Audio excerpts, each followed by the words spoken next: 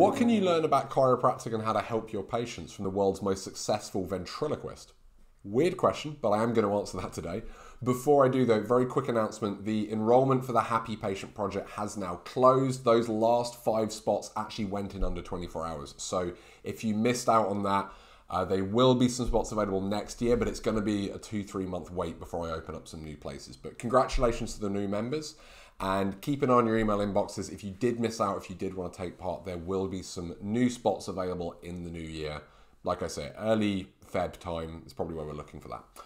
Anyway, ventriloquism. What's that got to do with chiropractic? This is a story I heard about recently about this chap called Terry Fator, who is the world's most successful ventriloquist. He has had a spot on one of the biggest clubs in Vegas for years and years and years, like multi-million dollar. He sells out every night. He's been doing a run for years. And Terry Fator, I found this out, he was discovered in a little club. He was playing at shows. He was barely making any money, barely successful. It was really more of a hobby. And he goes one night to do a show, and there's 2 people in the audience. That's it. It's him and 2 people. And most people in that position would kind of like come out like kind of resentful, kind of tired, phone it in a little bit.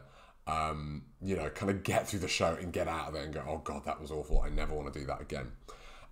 Terry didn't. Terry really gave it his all. And that's tough because you're relying on audience participation a lot for that. You know, the energy is really what keeps it going, which with 2 people is really, really hard.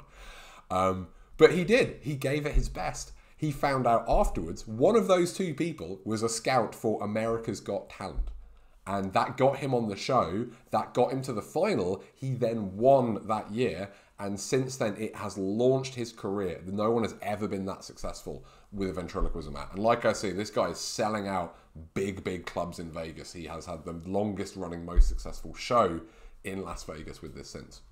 So my point here is that we need to make sure that we're aware of that as well. Because sometimes there are days, like I'll be honest, where I'm tired and my energy isn't really there. Like we've had a tough weekend with our daughter. She's been unwell. I'm running on fumes. I'm not getting a lot of sleep. You might see the bags under my eyes. Like yesterday particularly, I was exhausted. And it takes a bit of energy to do more than the basics, to be there for your patients, to actually show up and be your best and try and connect. And I had a new patient at the end of the day, which is my least favorite time to see a new patient. I had a busy day, and then at 6 p.m, I've got to be there for a new patient and show up and give it my best.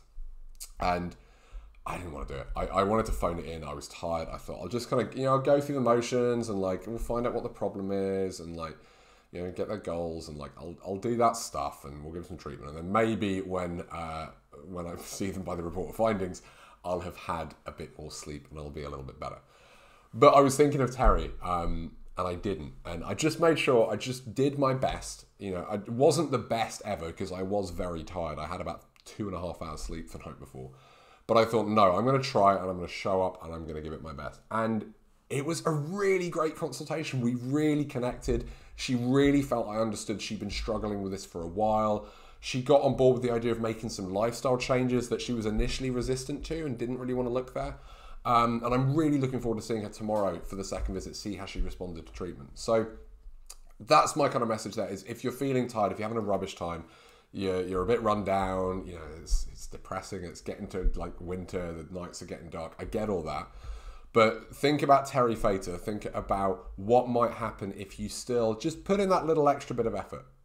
Don't exhaust yourself, but just think, no, I'm going to go out and I'm going to try. And it may not be my best day with patients, it may not be my best new patient consultation, but I'll be open to it going maybe better than I can. And if you do that, good things will happen because you'll invite the best from that new patient as well to show up. And then you're both going to have a better time. They're going to get better results. Your care will be more effective.